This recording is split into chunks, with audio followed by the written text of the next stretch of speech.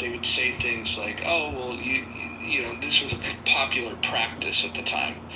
And my question to you, Marshall, is like, um, hey, that was a popular practice at the time. Can you imagine going into a room on Clubhouse talking to people about slavery, and when somebody asks, "Hey, do you support slavery, or do you condemn it?" Well, you got to understand it was a popular thing going on in the world, so you can't blame anybody for it. Like, can you imagine making that argument? No, which is exactly why one of the things I posted up last night on the Q was a book about child marriage in early Islam. Like I did that intentionally so that people could see it, copy it, and read it. Because I don't think, hey, it was popular at the time is a way to go. And to be frank, Roger, the research I've done on it, aside from that book that I found, was that most marrying ages, and I'm not saying people didn't marry younger, but the quote marrying ages around the near and Middle East at the time were like 12 to 15. So marrying a 6-year-old is a fucking problem, bro. Well, not only that, it's not just a product of the time. Like, I was looking this up while we were in that room. Apparently in Iran, they have a rule on the books that says that you could still marry a girl that's 13, and then if you have the father's permission, they reduce the age to 8 years, 9 months. So, I mean, think about that. You'd still do that legally. It's just crazy. But now that we've got people in here, maybe we should talk about the topic of the room. That might be better. Yeah, I appreciate you letting me get my kind of sentiments out. Yeah, no problem. Welcome, Scott. Scott, you did a great job of moderating Gary's room yesterday, although I disagreed with some of what you said, but moderation. I didn't say unprecedented action-wise. I meant unprecedented, I think, temperamentally. Okay. I didn't mean, you're right, because I think your list of those authoritarian, of the things that transgress the Constitution, I don't disagree with any of that. And I agree with Marshall, too. The executive overreach is just, it's been a problem long before Trump. It's actually a really interesting book by, he's an Asian American Yale law professor, I think he's at Yale, called the National Security Constitution. It's all about this topic, about executive overreach. It's fantastic. Yeah, well, let me start with you, Scott. What do you think of the title of the room? Yeah, I think I don't know the answer. I mean, I think sexual orientation is a continuum, right? I mean, it's not. I think there are people that are born at different parts of the continuum. I think it's a combination of nature and nurture, right? So I don't think. So I don't think I don't think that's an exact answer. I mean, I think it's complex. I think for political reasons, people want to say it's. No, I think to say it's not a choice is fair, right? I think people that feel like, hey, I didn't make a conscious choice at like 19. Oh, I'm going to be gay or something. I understand that, right? Like, because this is something that probably has genetic and psychological factors in it, which is why it's a sort of dynamic continuum. But I think it's a bold. I don't know that I think it's whole like a thing like gender at birth or biological sex at birth. Well, what do you think is the definition of gay? Because like I've thought about this, and half of my party. Well, I'm just wondering how you determine it. Like, if somebody has like a gay thought, does that make them gay, or is it the act that you participate in that makes you gay?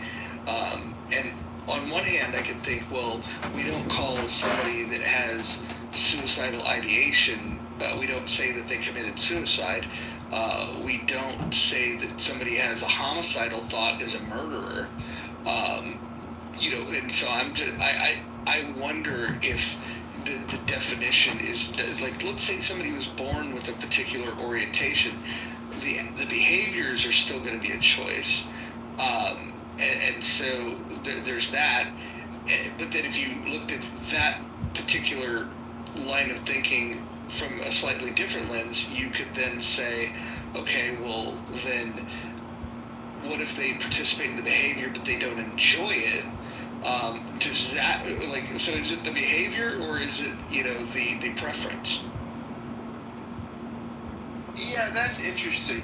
So I had a professor when I was in my master's program who wrote a book called The Bible and Homosexual Practice, and it's probably the most comprehensive book on the traditional view. It was written a while ago, around 2000 or something. Early 2000s maybe. But it's a well-researched book, and he's a quirky guy, but he used the term homosex, not homosexual, for this very reason.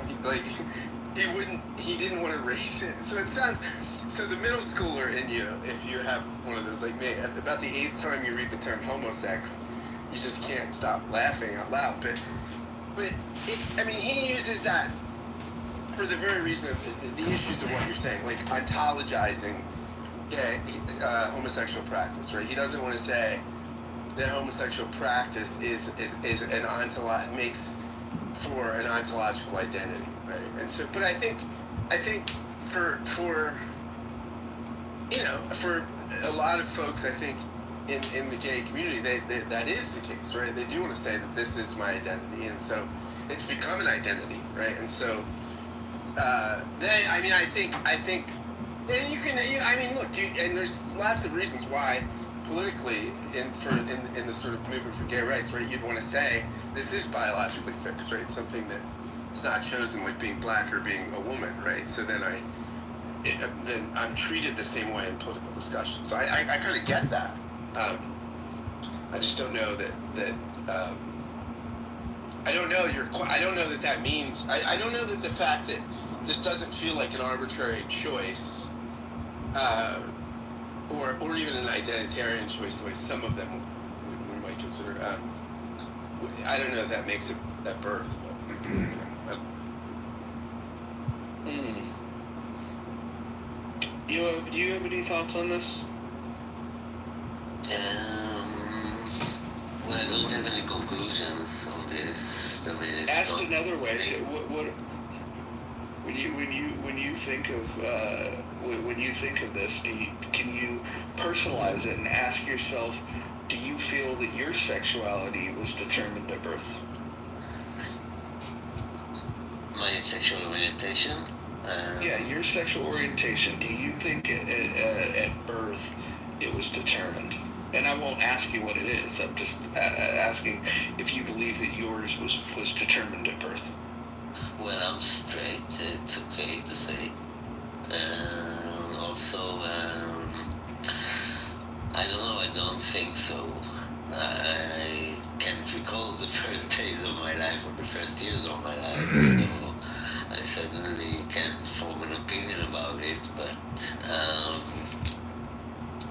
I think the question is nature versus nurture in this case, and maybe it's both. But I really don't know, Roger.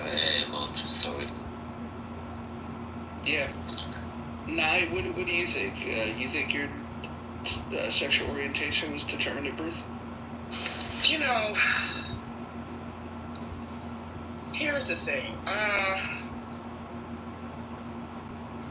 If you had asked me this some years ago, I probably would have said absolutely yes, most especially as it comes to homosexuality. But over the years, especially as we've had people, doing TED Talks and radio hosts, advocating for the MAP people, the MAPs of the world, the pedos, who are claiming that these people were born this way, just like the gays. So now it's a slippery slope. Now I feel divided. On one hand, I agree that it's not a simple matter of choice, and that aspects of sexual orientation are present, very early in life. Some so-called scholars would suggest that even possibly before birth. I think sexual orientation I won't argue against the idea that sexual orientation is influenced by, biology, genetics, hormones, environment, social factors, right? Depending on how religious you are, some folks might believe in reincarnation, and if you were gay in a previous life, you might be inclined to be gay in your new life, right? Not trying to be funny. Or maybe you try to mix it up the next time. Exactly, right? So I think there's a lot of, there's a complex interplay here. I won't say that it is a choice 100% of the time, but now that we're, evolving as humans, and you have people saying, well, pedos were born this way. So then the question becomes, well, if pedos were born this way and gays were born this way, were serial killers born this way too? So, and I wouldn't have adopted this ideology, again, maybe 5-10 years ago, but as our social conversations are changing, it's making me think, like, okay, where do we draw the line when it comes to sexual orientation? Is it a matter of choice, or are you born this way? So I almost feel divided, to be honest with you. You know what's interesting, Roger? This is like the pre-modern. Well, one, there's lots of pre-modern ones. And I wonder what Caleb would, because there's multiple genders I know, right? In rabbinic thought, right? So, which I'm sure Caleb could comment on. But Aristophanes, in Plato's Republic, yes, the playwright Aristophanes talk about like this concept of soulmates, right? That human beings were originally made of like 4 arms, 4 legs, like so. Zeus divided their souls, right? And so when your soul falls to heaven, you're actually looking for your soulmate, like and they were like male and female halves. And then Aristophanes sort of like theorizes, I think so, and maybe no, wait, it's in the Symposium. I'm sorry, it's not in the Republic, it's in the Symposium, I think. That some people that have this kind of congenital attraction to the same sex, their halves were actually with this person of the same sex, right? Generally, they're talking about guys generally in the Symposium, but that their soul is not male-female, but male-male, so that's why they're looking for male sexual union. So I don't know. Not that that's very scientific or anything. It's Aristophanes, but the title. I do not think it's determinate birth. I think that I saw a study done by, I think it was like the Archives of Sexual Behavior in like the early 2000s, showed that 40% of gay men experienced sexual abuse in childhood compared to 10% in heterosexual men. And then on top of that, I also saw, like, I think it was like I forget, like, I'm pretty sure like that number has pretty much been consistent since that early 2000. And then the other thing that I think about is that you guys remember the Alex Jones, they're turning the frogs gay, which is like it's a funny meme, but it's also true, like that, I forget, what was it called, like, wasn't it like, I forget, like the chemical in the water that was actually, it took, because what they actually did was they took African, like, claw frogs, what they're called, and they studied, through the EPA did this as well, showed that in high doses of concentration in this water supply would turn the sex of these male African frogs and make them super effeminate. And that type of chemical is in our drinking water to this day. So I also wonder, like, does that play a portion? I think a lot of, I think a lot of environmental factors, of course, how you grew up. But I think sexual abuse as a child, and I think, possible chemicals in different functionalities in our human life could potentially determine your, the course of your, I guess, sexual orientation. So, no, there's no gay gene, so.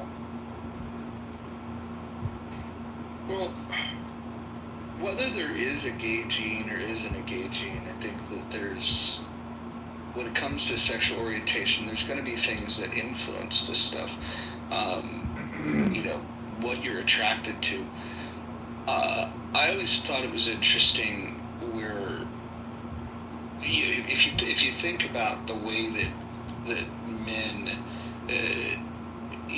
have their intimate moments when they're homosexual. It's an act, whether oral or anal.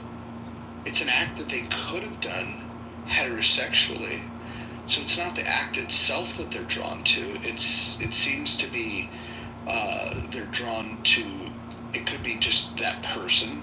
There's something about that person they're drawn to, or it could be the fact that they're just attracted to their same sex. And I don't fully understand it. So this is one of those rooms where you're not going to get a lot of answers or hard opinions from me. I think the biggest point is that I would say that even if it's a lifestyle that you wouldn't participate in, maybe even perhaps you'd go as far as to say it's repugnant, I definitely think it's something that we should talk about, also weaving into this conversation, protecting the rights for people to freely, participate in whatever consensual adult sexual relations they would choose. But I don't want to get too far off topic there. Caleb, do you want to jump in? Yeah, I think I'm mostly with the group. I think it's probably a combination of things in terms of like the absolute answer to the question. Why does the question matter? Well, you just sort of mentioned it matters socially. It matters policy-wise, morally, especially in the world of like identitarian politics, where people want to say, I am this thing, and you can't take away my amness, my isness of that thing. So protection of rights, access to all kinds of things, inclusion, diversity, whatever you want to say, right? In the world of that, I think there's probably motivations to say, whichever side of that conversation you're on, it strikes me that there's probably motivations for you to want to say that it's a side that it's designated at birth, and probably those who are motivated to say that it isn't, for the social implication of it all. Yeah, I think that's good. Sarah, you came off mic. You want to jump in? I just was gonna say, now that we're protecting everybody's right, can we open the chat and protect our chatters' right?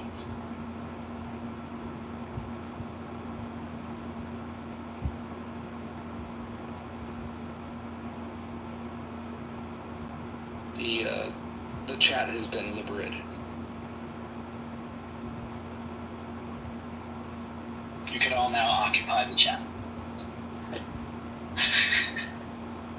Yeah, I mean, and I do agree with Caleb that yeah, like without a doubt, it's like if I'm against homosexuality and I think it's pretty gay, then yeah, I'm gonna think that's not determined at birth. And if you are for homosexuality and you think it's pretty cool, then yeah, you're gonna be like, oh no, it is determined at birth.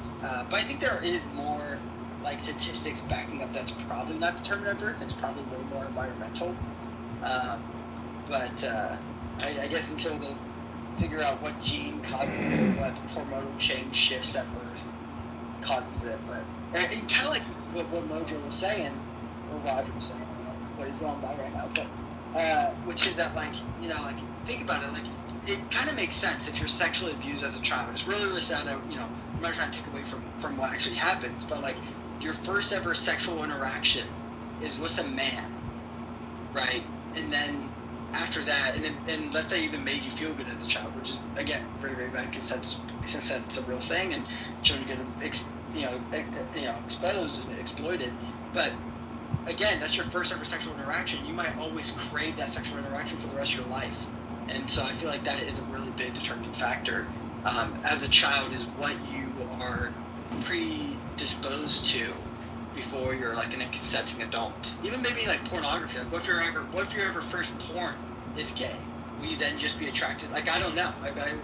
But. So can I ask you a question? Yeah. Do you think that the answer to the when it's determined makes any difference about protection of rights? Not when it's determined. Do I think that they deserve like the same rights as everyone? Like everybody deserves all the same rights, right? No, I don't believe that. Oh, you don't believe that? Okay. No, like I don't believe like they should like adopt children. You don't think gay people should have the rights to be parents? No. Okay, so you're a bigot, right? Roger, I'm wondering, I have a question for you politically. Do you think that Pete Buttigieg would have better political prospects if he came out as a non-versatile top? I think there's a lot of things that go into people's I don't know, preference of who they would elect. I think that there's probably sexual orientations that in a particular area of the country, maybe even just your neighborhood or your county, that people would weight that very heavily. I can also see, choosing to vote against somebody that happens to be homosexual, but it has nothing to do with their sexuality. For example, Buttigieg. I would never vote for him. I wouldn't vote for him to be dog catcher. But my reason for that is I don't like his position on when it comes to gun rights. And so, but I think a lot of people, if you were to come out and say, hey, I would never vote for that guy, I think he would be awful. Even if you didn't mention sexual orientation, much like the race and gender thing, people would say, oh, you're probably against that. But before we get too deep into that, I want to interrogate this thing that Keegan had said. Keegan said that he doesn't believe that if you're homosexual that you should have rights to adopt. And I'm just kind of curious, why would you, what is your reason for that? Yeah, I think that number one is if they were adopting older kids in the foster care system, I maybe could be like, hey, maybe I don't think it's ethical, but those kids are better off probably in a gay household than in foster care, right? But what actually is tend to happen is that they have, and they get priority over heterosexual parents for newborn adoption, and we don't have a problem in America. We don't have a problem with newborns being adopted. So I don't believe that newborns. I think newborns have the right to a heterosexual household. Maybe I would almost say that maybe I would be okay with it if we gave priority to heterosexual couples first, and if there's any newborns left, then they could maybe. But again, I also think that number one is I think you have a right to a heterosexual couple because a father and a mother. And also I have the same opinion for single parents. Single parents shouldn't adopt either. Shouldn't be allowed to adopt either. But as a parent myself, I've read a lot of parenting books, and they've done so many studies of how fathers and mothers parent completely differently. Fathers are much more risk takers. They do actually rough and tumble play, as they call it, and they allow. Are you talking about Jordan Peterson's take on this? No, not Jordan. This is a book. Because that's the exact term that he refers to when he talks about this. Well, he must be reading off the study. It's a study done in 2021, which it's called the RTP study, which is called the Rough and Tumble Physical Play Study, which I'm guessing I bet he's just referring to. Which I bet a lot of parenting books refer to it because it is supposed to share what a father should do and what a mother should do. But they've done studies on how fathers are much more risk takers, right? They allow their children to really experiment what they're able to do with their bodies as children, while mothers tend to be much more compassionate. They tend to teach their children about emotional awareness. Actually, they show that communication styles, when a mother teaches their kids majority of the communication styles for the first 12 months, they tend to have much better communication styles than if the father taught the child for the first 12 months. Right? So I think that these things, I mean, biologically, we were made to have children heterosexually, and I think that there's also biologically a course of how those children are supposed to be raised biologically. If we change that course just because of preference, it's just not what I agree with. I think it's another. Well, but you didn't. You gave me a lot of information, but you didn't answer the question. What is your reasoning for why you think this is bad? I mean, they don't make good parents. They can't be good parents because they can't be. They're not opposite sex. They only can bring one aspect of parenting to the child. Is my point. Can I ask? If two fathers. You can ask a question, but it better be on this particular thread. Exactly on this. That he says they will only see one type of parent. Well, does that mean we're gonna like ban people, single parents? Because if you're raised by a single parent, you're only seeing one type of parenting too. If one of your parents die, it's the same thing. You only see one type of parent. Yeah. With a man. Yeah, as I stated before, number one is, again, this is about adoption. This is about the choice to put a child into a home that isn't, again, the natural way of having a child, which is through a heterosexual couple. So if a single parent wanted to adopt, I can't make people not divorce or widow happen. I can't determine that. But what we can determine is when children get adopted and who they get adopted by. But a single parent shouldn't be. But we can't control. As a society, we can't control when heterosexual people that don't love each other decide to have sex. A pregnancy occurs, a child is born, and then you have two people that may or may not be in a relationship, and then so now you have like a single mother. You could have a father that doesn't want to be involved. I would make the argument. This is the very, very minimum argument that I think in terms of parenting and what would make a good parent would start with a few basic things, like number one, are you committed to raising the child? Because there's people that are heterosexual that are not committed to doing that. That becomes problematic. Do you have the resources, or are you willing to work your butt off to gain the resources to be able to adequately support this child? And then thirdly, are you going to provide a safe environment, that provides shelter, food, which ties into this whole resource thing, although the resource is a little broader in my mind because it has to do with, like, will you commit your time to, like, reading about books on how to raise a child, how to deal with difficult situations. I guess those are the things that I would look for in a good parent, and I don't think sexual orientation would give you an inkling of what the answer to that is. And furthermore, if I were looking at the adoption system, the foster system, and all of the different ways that we care for children that kind of don't have the luxury of having two parents in the home, I don't. By the time you sift through all of the most important factors, which you may never find the most ideal parenting situation, you just have to get the best that you can. I don't know, like, even if you were completely bigoted towards a particular sexual orientation, I would have to think that would be one of the lowest priorities in comparison to, are you going to love the child, are you committed to raising the child, et cetera, et cetera, et cetera. And I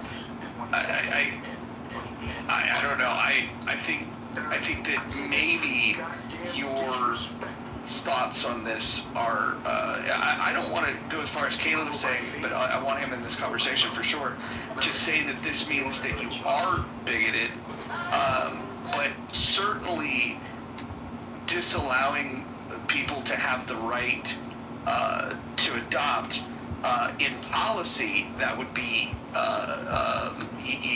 discriminatory, but you can discriminate without being a bigot if you had logical explanations to as to why you think there's a material difference.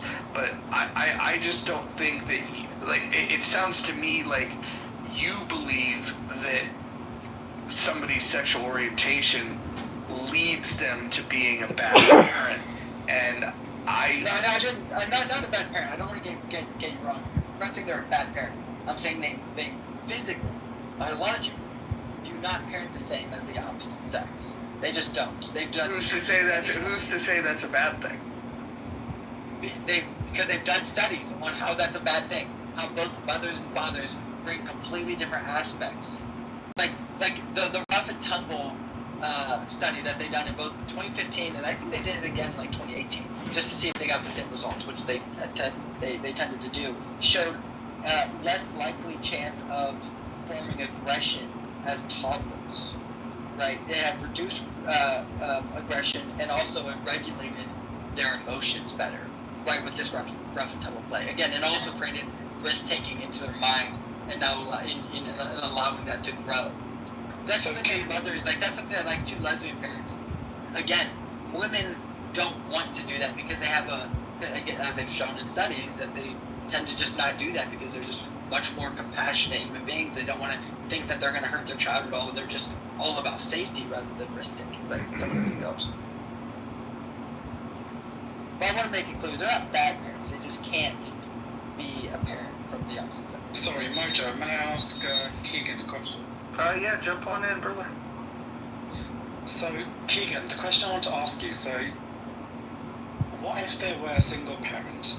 Are you saying that individual, that child, cannot be a well-rounded individual? If they were in a single parent household not of their own making? Well, again, not okay, I'm sorry. Yeah, there's an African proverb, and it says it takes a whole village to raise a child, not just two parents, and you can get many different influences and many contributions from your uncles, your aunts, and those that you consider to be your uncles and aunts. It takes a whole community to raise a child, not just two parents. So that single parent child in that single parent household, are you saying they're not well rounded? Again, there can always be exceptions to the rule, but that's the same thing as me being like, should we just have all children be in single parent households? We all understand that statistics show that children in single parent households don't do well the majority of the time. The majority, like well over the majority. They're like 3.5 times more likely to experience poverty. I think they're like 2 times more likely to spend time in prison. Like, these aren't bad statistics for single parenthood households. And I'm not saying, again, we can't make it illegal for people to have sex, have children out of wedlock, split up. I guess you can do that in a weird. I'm not trying to do that. I'm just saying that for adoption, when we're saying, hey, we're gonna put a child into homes. I'm saying, especially in newborns. Again, you can debate me on. I would have more of like an ethical problem with like children above the age of a toddler age, but newborn up to 2 years old, we don't have a placement crisis when it comes to that. I think there's like 38 parents waiting for every newborn being born for adoption, right? Like, we have a wait list. But continue. Sorry, Keegan, I didn't mean to interrupt you. Just let me know when I can chime in. No, you so Keegan, yeah, the point I wanted to make was obviously most heteronormative scenarios where there's 2 parents, they get together, have a child, there's no verification or scrutinization taken if they are fit parents. However, when there are lesbian and gay parents, they have to go through far more many checks.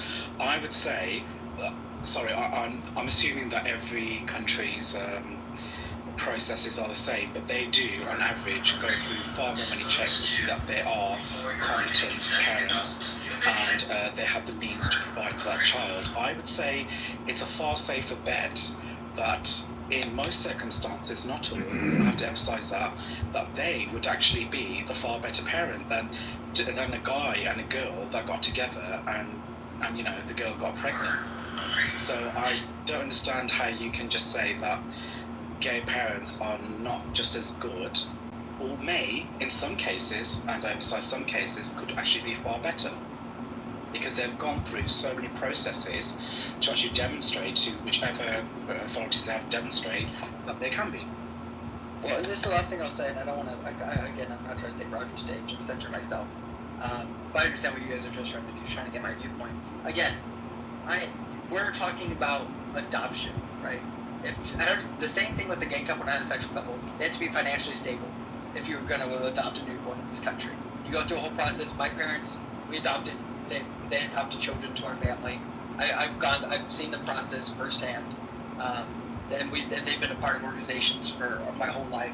I've seen it countless of times. So yes, the newborn situation, the heterosexual couple is a better couple on paper than the homosexual couple, without a doubt. And in this country, we're giving priority to homosexual. So Keegan, no, hold on. So Keegan, you keep repeating this, but there's a study by let me get it correct. American Academy of Pediatrics that says that there's no difference in cognitive, social, or emotional development between children raised by same-sex or opposite-sex couples. My question for you is, because you keep going back to fathers and mothers parent differently. Well, if you got 100 fathers and line them up, they're not all going to have the same parenting style. If you lined up 100 mothers, they wouldn't all have the same parenting style. So I think there's a fallacy and just a fatal fundamental flaw in I won't even call it logic, because I don't think that you're approaching this from a logical perspective. If your genuine concern is you want these children to have the best parents, then why wouldn't we then go and identify the tools and the tactics used by great parents, and then we can ask ourselves, well, who's more likely to deliver on that? And I think you would be hard to convince anybody that simply having a sexual orientation that's other than heterosexual, that somehow that means that the people wouldn't be able to optimize parent skill. Can I quickly chime in? Well, I wanted Keegan to respond to that, and then absolutely, Dummy, I'd love for you.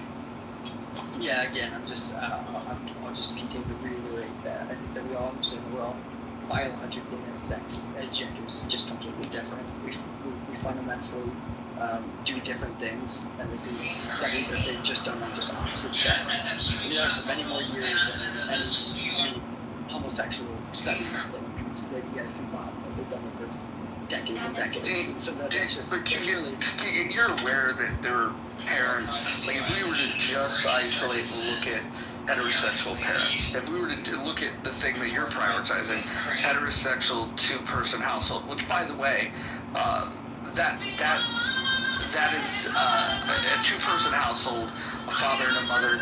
If you were to ask me, is that the most ideal? I would say I would probably concur, simply because it would be, well, provided that it's their birth parents, right?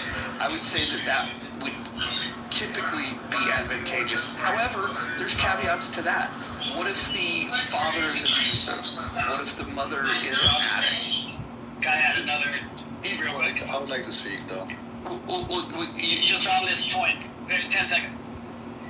The phenomenon of a two-parent household is actually quite modern and new in the history of human development. We didn't live in single-family households. We lived in multi-generational households, which goes back to Rumer's point about, people were raised by grandparents and parents and older siblings and, right? So this idea of the natural ways to heterosexual parents is kind of a historical inaccurate.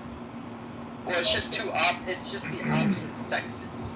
Like you could convince me that a polyamorous relationship between two men and a woman, but the two men are attracted to each other, but one man's bi and he likes a woman. Whatever, this world's crazy. I would be more in favor. I would say that polyamorous relationships should be able to adopt, because it's literally just based off of the natural instincts that you have biologically as a man and as a woman are completely different. This is done by every single study, and so my opinion, and opinion that has been formed based off of studies. I understand that Roger stated a study that I'll definitely look at after this, but is that they generally, on the majority, behave differently and parent differently, and it's beneficial to the child to have both parents. Well, I would like to bring you some studies, actually, right? Because you can come with studies and behavioral issues. When it comes to marriages, men gay couples tend to divorce and have a better structural household than lesbian gays or straight couples, because the divorce rate is only about 25% versus straight couples is 50 and lesbians is about 75-80%. When it comes to financial issues, gay households tend to have way more money than straight couples or lesbian couples. So when it comes to all these studies, right there alone, you have a better structure of life for the child to be adopted to, right? So what size are you talking about? I'm just curious.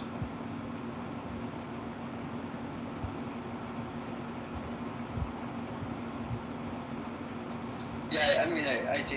We might have just come to the conversation late. Again, in the United States, if you're adopting a newborn, they make sure your financial records, they make sure you're financially stable. You're just talking. I understand. Hey, you know, you're born into a. You're talking about every single heterosexual couple, every single married heterosexual couple. That includes a lot of people. Gay people, when they adopt a child, they have to be financially stable, right? And so, just like heterosexual couple, when they adopt a newborn, they have to be financially stable. So when just looking at adoption, it's pretty much even, and then now you're just talking about whether or not the aspects of having two men adopt, let's say, a daughter, how would they raise her compared to a mother and a father? And I'm saying it's just drastically different, and it's been shown. Well, if I can just say really quickly, I understand a lot of Keegan's points, but I also kind of want to highlight the fact that a lot of these adoption agencies or child protective services, when they take these children out of homes or mothers give up their babies for adoption, as we know, oftentimes they're not put into healthy environments. Oftentimes these children get placed in abusive homes. We've heard numerous reports over the years, whether these homes are, led by straight couples or gay couples. I just wish we had a better vetting process in place.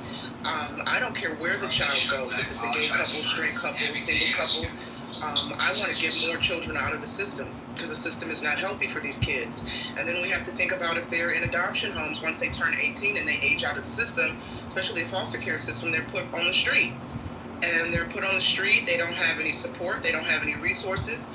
Oftentimes they might have to turn to drugs, homelessness. They're not given a proper head start in life if they don't have some sort of foundation. So I just wish we had a better vetting process in place for anybody that wants to adopt. I understand that money is important, but I also feel like if we can put these kids in homes that are loving and supportive, for me, that's ideal. I don't care if the parents are gay, straight, or if it's a single couple. If you can provide for that child and love that child and give that child a good start in life, so that when they get older, they know how to navigate the world. And if they fall down a little bit, they can fall back home, right? I think that that's important, not the sexuality of the people that are raising them.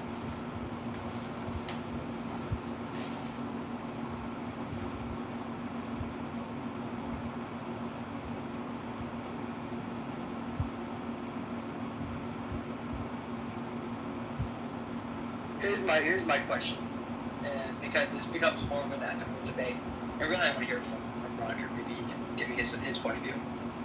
So again, if we have no problem, let people be based off of who they love. Would anyone have a problem if two sisters who were sexually active with each other, incest, can't produce children because they're gay? Would you guys first of all be okay with them getting married? And then the secondary question would be, are you guys okay with them adopting? That's illegal in every state of the country. I'm asking you an ethical question. So here's my perspective on marriage. If that was the question,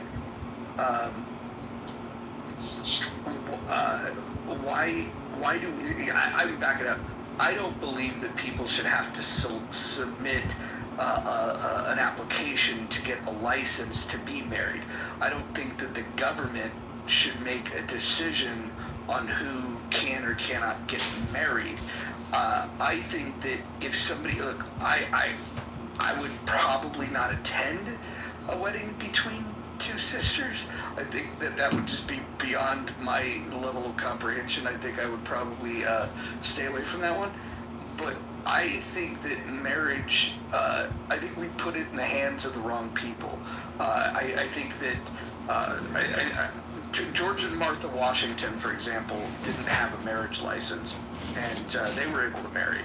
I think the mere fact that we say you have to go to the government to get their blessing to be married, marriage to me seems like a individual commitment that people make, but ceremonially, it's more of a religious ceremony in which there's there's cultural and religious belief that's tied into this. I would say that if the church that you attend has allows for it, and you are in a consensual relationship and you want to get married, then go ahead. But I don't think there should be any advantages tax-wise of getting married or remaining single.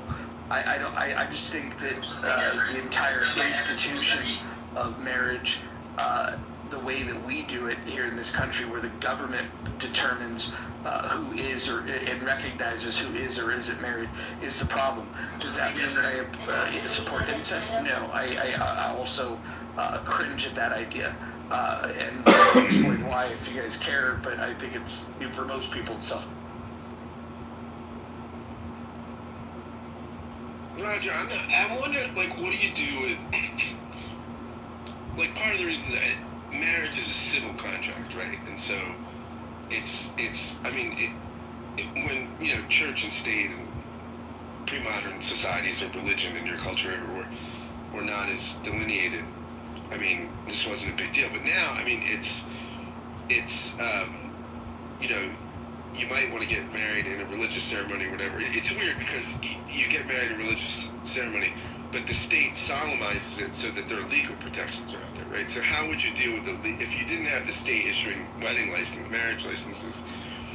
How do you establish who's legally married, and then who gets to win the divorces and the child? My understanding is part of the reason for the state, offering giving marriage licenses and stuff is so that you have because the state deals with legal ramifications when you get divorced very often, right? So Scott, if what you're looking for is a contract, why would you have to be married to enter into a contract? You could do that with just simply, drafting up paperwork and getting it notarized. Yeah, we could do that. That would be an acceptable alternative. Basically, like that instead of marriage, you had some sort of civil contracts that people wanted to do in addition to whatever private communities they had solemnizing the relationship. They're saying, okay, in addition to the synagogue or church says, we're going to add these legal public connotations. Yeah. So here's what's interesting to me is this entire conversation when we. It went into adoption, right? That was like the first thing that people said of why homosexuality, what the question was, should homosexuals have the same rights that heterosexuals have? I think the answer to that is yes. I also think that there's a big difference between rights and privileges, and I think we should think about that. I'm not a big believer in the idea that look, if somebody else has to do something for you, that it's not really a right. Rights are these things that were granted to us by our Creator, right? The Creator gives us life, and I think that most societies believe in the sanctity of life. Although we had a conversation last night with a death cult that didn't. But where I'm at with this is that it seems like the people that are most against adoption by homosexuals to adopt children, it seems like those people are not necessarily coming at this from a logical perspective. They could say things like, "Oh, well, fathers, and mothers parent differently." Well, if what you're worried about is different parenting skills or different parenting styles, then I think we should look at heterosexual couples and we should inquire more more about parenting skill, parenting styles. If that's the scrutiny that we're going to put on it, and then that could lead us into some really interesting places where if you were going to try to break down demographic information, you know, we would then look at like, well, okay, well, which, you know, what demographic information helps us to predict better outcomes, you know, whether it's socially or in their career or just being happy in general. I think that's a good measurement. I think maybe it's an underrated measurement. You know, most people, you know, like parents, they'll brag and they'll say, oh, my kid is doing so good. They've got this successful career. And I don't think that's a bad thing. I think that's a really good thing. But what if that same kid had a great career but was miserable and it was just an unhappy, depressed person, which happens quite a bit? I personally think happiness and just being I don't know, like navigating the world where you've got a good perspective that's healthy about yourself and your relationships. And so I just don't see any data, and if someone wants to point it to me, that suggests that we should even consider looking at orientation. And again, if you showed me concrete examples that a high percentage of children raised by homosexuals had bad outcomes, before I would even take that data and say, ooh, we should restrict that, I would want to compare that to, you know, like for like incomes and with heterosexuals and see if that data even matters. And again, it's just my observation, but it seems like all the people that think that homosexuals shouldn't adopt kids, even the ones that are using this example that, oh, well, a father and a mother have different parenting skills. If you were to peel that onion back further, I would guess that 99.99%, again, this would be my guess, I'd be willing to wager that those same people making that argument are all heterosexual and have negative views of gays in general. Well, and Roger, I'll ask this question one more time. Because, you know what, I'll just make the ethical question. Because I like to see how people determine, you know, why they believe what they believe. And of course, just so everyone understands where I'm coming from, I am a Presbyterian Christian. I do not believe in homosexuality. As a marriage, I think it's sinful. So probably every single aspect of their life I'm going to consider sinful, of course. But question to the room, question to Roger, of course, as he's a moderator. If again, a sister and a sister in a sexual relationship as an incest, which I understand is illegal, I'm just asking the ethical question, not the legal question. Would we, if they were financially stable, in a healthy relationship, no abuse, they love children, the same way as two gay women would love a child, would we allow them to adopt? And if not, I want to know why. I would say this. I would accept, I'm not saying I would be comfortable with, but I would accept two sisters wanting to raise a family. One of them would be the legally adopted parent, and the other one would just be the parent that lives in the house. The ethical considerations or my ethical problems with their sexual relationship don't necessarily say anything about their capacity for being good parents. I don't know. I feel like if you're willing to diddle your sister, you have no boundaries. What will you do to the damn kids? We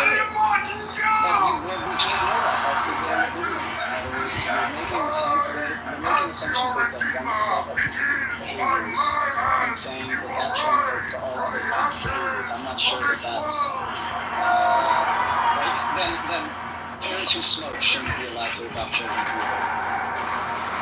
Right? Like, how far do you want to extend it? I don't know. Because a lot of things. We're comparing cigarette smoking to incest, though? What I'm comparing, no, because I'm comparing them on a spectrum, right? In other words, if we're saying some behavior is dangerous, where do you draw the line? And a lot of things are a matter of degrees, right? So I think Keegan's question is, in the abstract, malformed, because he's not asking about degrees. He's just asking about like one particular case. So I would put the question back on Keegan.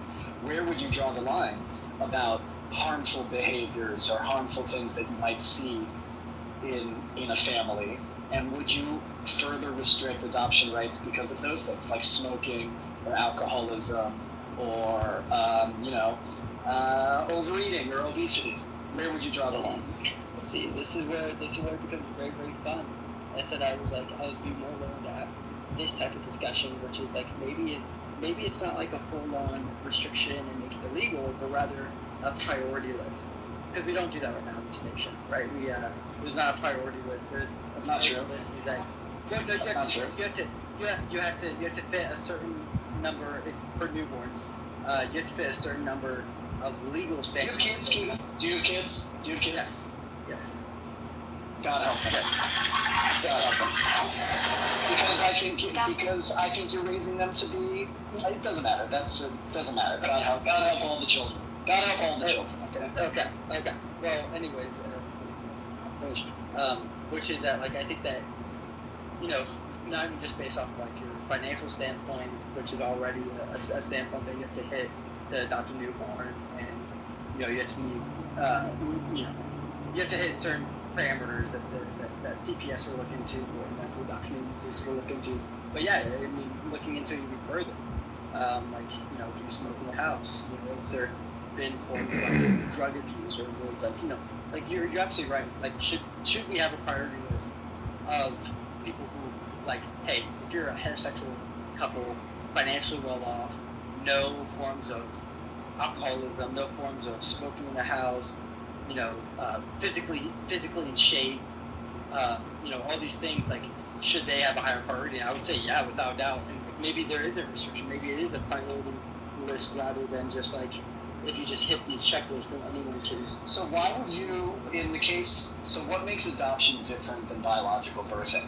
Why wouldn't you say, right, that doctors and hospitals and things shouldn't permit their patients to get pregnant? Right, we should vasectomize all smokers, male smokers, right? Like, so that if we're going to restrict it to, there's an inconsistency there, right? Because you're allowing for bad heterosexual parents just by the virtue of the fact that they're heterosexual, but you're not willing to have kids who need to be adopted. So what's the distinction? Well, again, it's not that kids need, like, I don't know if you know this. I think last time I saw it was 38 to one newborn, meaning that there's 38 parents to every one newborn being born. There's a massive wait list in this country for newborns. That's why many gay parents are going to surrogacy because they would rather not wait for it. So I have a question that might be relevant. What percentage of parents that are going to adopt, and I mean hetero, are unable to have kids on their own? Lots. Right, and so I think that in itself is a reason why they should take priority. There's nothing that's stopping the other group from having kids on their own if they'd like. I mean, I get why they wouldn't if that's, what they're attracted to, but... Well, and as Mo just said in the beginning argument, he said this, I forget why he said this, but I mean, I agree with it, which is that you have God-given rights that when you are born, you are just given. And one of those rights, which is like a privilege, is the right to be able to have a child, to bear a child, and then also again to a man to inseminate a woman to have her bear his child. So like that's a God-given right. When you're gay, you've given away that privilege, right? I think you just don't get that privilege. Why? Because you can't do it.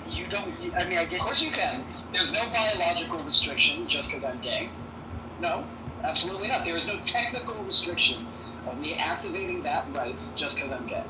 In a homosexual relationship between two men, there is. That's what I'm saying. I guess you could get. No, but you're missing the point. I guess you're missing the point. Then once you That's exactly right. Then why not do that and let couples that cannot have kids adopt and let a child have a traditional household? Why wouldn't we also say infertile couples then can't have kids? That's right. Because they gave away their right. Or they're just not selected. They don't have the entourage. That's right. They're not selected. So this is just Calvinism. This is all this is. No, let's not insult Calvinism. Let's not insult Calvinism. Bigoted, Caleb. That's an insult to Calvinists. We could go that route, but then the gays can't adopt either. They're not selected either. I mean, I don't see anything wrong with gay people adopting children.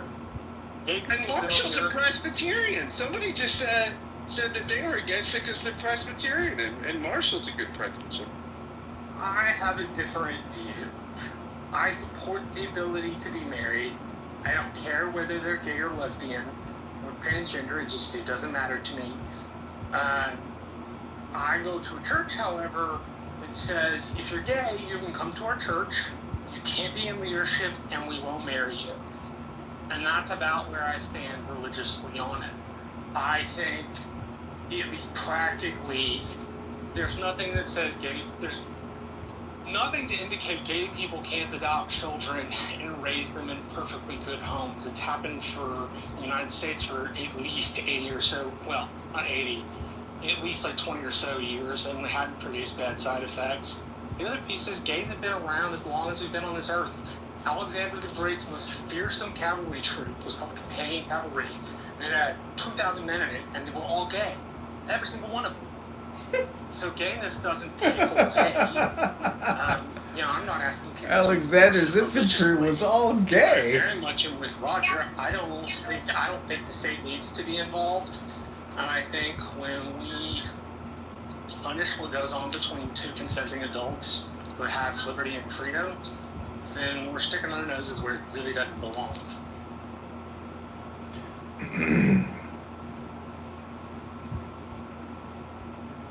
I realize, Keegan, you don't agree with that, but that's ridiculous view.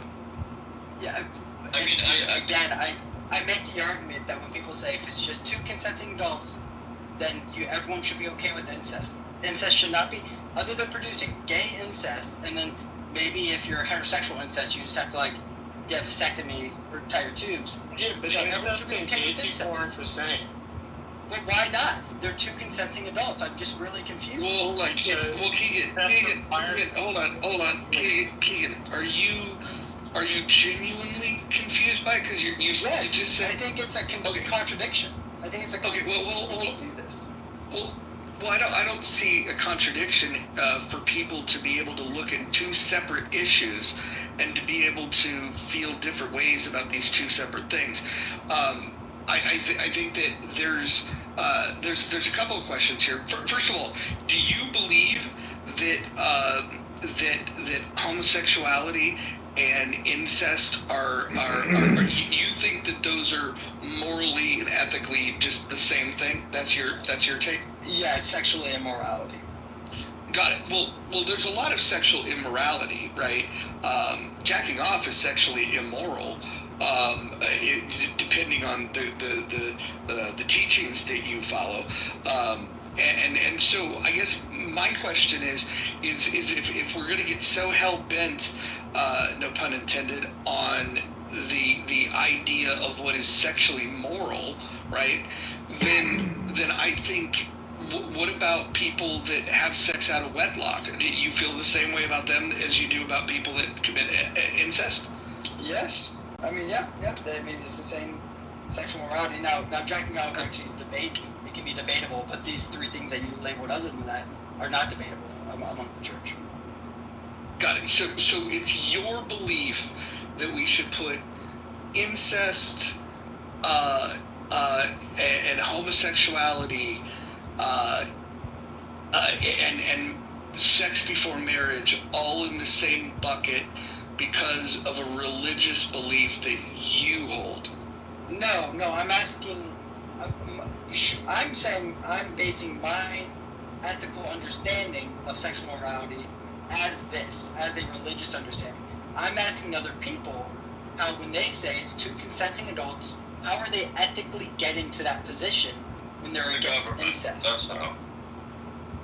And if someone can get, yeah, I mean, other than the government, of course, or how society deems it, so, you know. Also, just, they're you know, not the someone's- same. When in one relationship, you can reproduce children that are all fucked up, i.e. King Tutnit and his kids. But I'm saying, Or- let's say gay incest. I'm not even saying heterosexual incest. Let's say gay incest. Why would you be against gay incest? Ethically. Because it's illegal. Like, I'm not trying to Because- I don't think because it's the ethical- I think the same moral way as you do about it. If it were legal, it would be a different conversation. It is not, in fact, legal unless you are in the state of Alabama, in which case you can still marry and fuck your first cousin, which is disgusting. The ethics here, Kagan, have to do with that, right? The symmetry breaker is that they're related, they're family members, right? That's the